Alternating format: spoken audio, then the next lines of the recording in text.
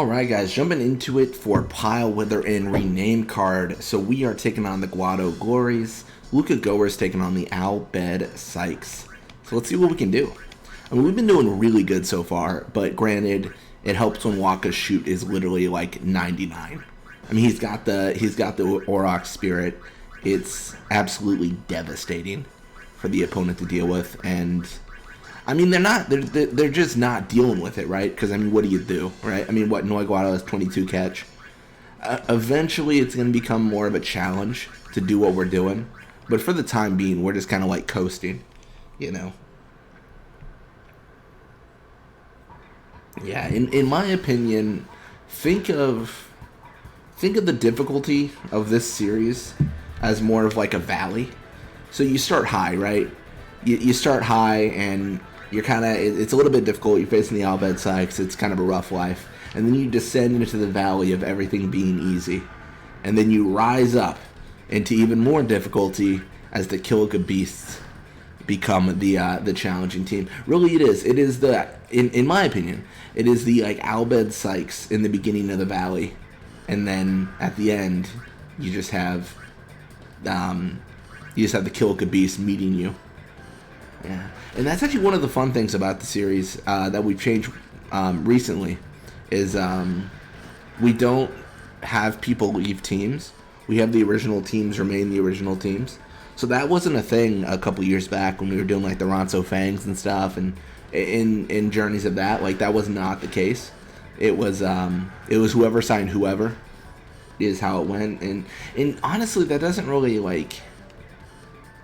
This is a very debatable statement, but it doesn't feel like that's authentic to the teams themselves, because it feels like Blitzball in general, like you wouldn't have other players go to other teams very often. You wouldn't have the Guado Glories sign all the Ronso Fangs, because that's just not how the game like works in terms of story. You know what I mean? Like you would feel like it would be very sectioned off. You know, it's just, I don't know, it seems weird. I mean, I understand it from like a mechanic standpoint, because it just makes sense. You want other players to sign to other teams, because if they didn't, then it'd be the most boring thing ever. You know? And plus, I mean, it's a little bit unappreciated at this point, but whenever you have other teams sign free agents and stuff, it tells you who can be a free agent and who you can sign. So if you're new to the game, it's easy, right? You're just like, oh, I guess I can sign Wedge and Biggs, you know? Or I guess a second thought process is the game shares models so much between players, you got to figure out where a player is. That's also fun. I don't think that was intentional. I think that was just literally they did not have enough player models or something. I don't know. It's you can only really guess to why. I mean, really, in my mind, I'm thinking, oh, well, maybe there was a space issue originally released for the PS2, so they didn't want to, you know, have a bunch of models all looking different. Then the system has to load all those different models, and it's harder to do, I guess, on the system. I don't know. I'm just making it up, but like that's what I think in my head with like why everyone looks the same. I'm trying to think if there's any other Final Fantasies beyond like 12. Like, does 13, does that reuse models a lot? I mean, probably. I feel like they're probably, even to this day, they do. I don't know. I'm probably getting a little bit too nitpicky because I'm arguably obsessed with Final Fantasy X. But I just think it would have been better if they did use unique models all around and it really felt like an open world.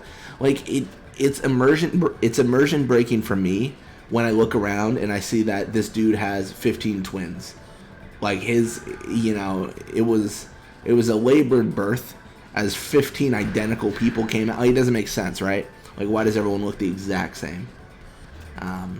You know, that's just my 2 cents.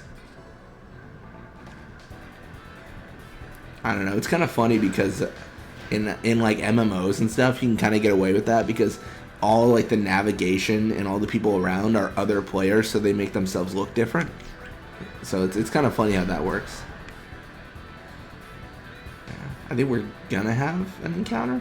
Oh, we're lucky. All right, 2-0 going into the second half. So not too bad. So a little bit of experience for them, a little bit for us. Level up for Bada, more HP, attack, and catch. And if I saw correctly, another tech slot. It should be level 5. What is it? No, wait, what are the, when do tech slots open up? It's like level 3, 10, 15, 20, 30? Something like that. But yeah, so he's got a tackle, a pass, pile venom. What else do we need? Really, we just look at the antis at a certain point. There's tackle slip, but we're banned from using that. There is elite defense. We could do that. I think, are we actually missing a few things? Did we? No, we're not. Okay. I was thinking we learned volley shot and stuff and golden arm when we never equipped it, but we did. I see it actively on Waka right now, so we should be fine. And we'll tech copy anti-venom. It's tough because we're not actively going for these things, and in addition, we are not being super good at balancing out experience gain. If you look at Bada, he is a very low level compared to everyone else, so it's a little bit tough. We'll see if we need to adjust some things. I mean, we probably do, but I'm just being a little bit stubborn about it, I think. So yeah, we're just going to push left side. Run away, run away, run away. It's always a good motto, just run away.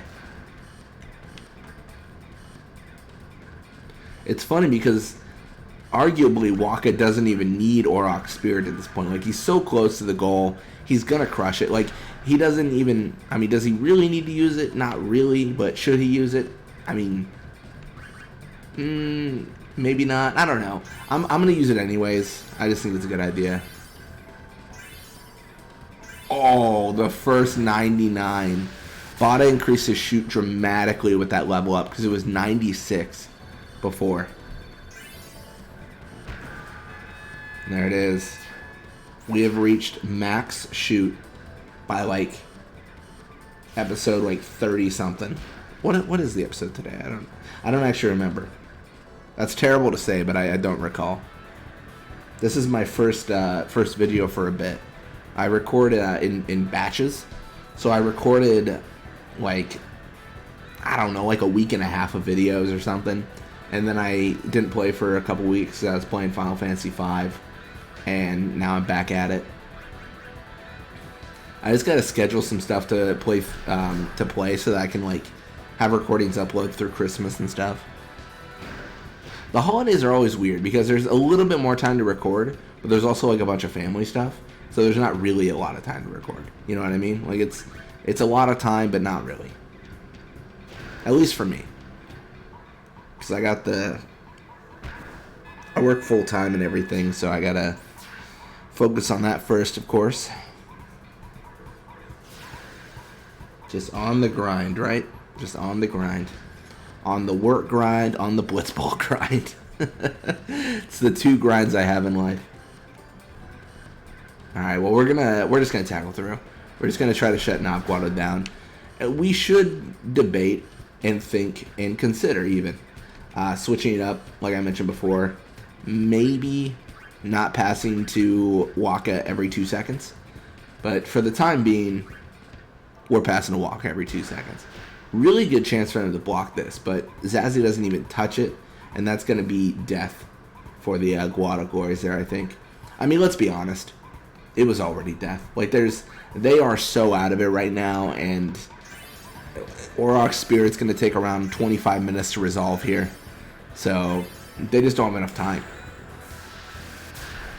That's the thing. Oftentimes, you really can get a feel for how the game's going. Like, if it's back and forth, if it's, you know, a complete slam dunk. Like, there's very little, and arguably not at all, any sort of comeback for the AI. It just doesn't really happen very often. Yeah. I don't know. I mentioned it, I think, a few videos ago, but I don't know if I can even recall a moment where we were losing, or we were winning like 3-0, and then all of a sudden, like, the AI came alive. Like, no, it just doesn't I mean, they've changed formations, but once you're that far gone in a computer, there's just nothing you can do.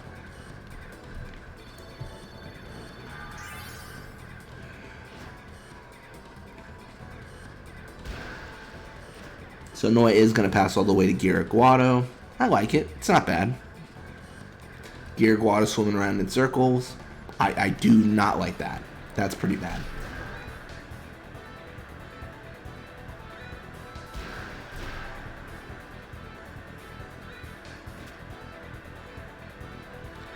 Alright, so yeah, Zazzy Guado is going to be pushing up here. I mean, definitely more than enough time to score, but oftentimes they do this. It's going to pass to Gira, and this is just such a waste. I mean, I could, honestly, I understand the argument there, but it just, I don't know. I'm going to go for the shot here, but there's just not enough time. It's not even going to reach Keepa. Yeah, it's just going to time's up, yeah. It's just ridiculous. So yeah, we are going to take that game. What was that, 5-0? So we're going to, yeah, a little bit more experience for Waka. Level 36, more HP attack shoot. Letty, level 40, increasing everything except speed and block. Or, sorry, speed and attack. So yeah, we 5-0 the Guado Glories. And the Sykes, they do 3-2 the Goers. The Albed Sykes showing some life. Love to see it. Perfect. Alright, well, I'm actually going to end it there. Thank you guys so much for watching. Hope you enjoyed it, and I'll see you guys next time.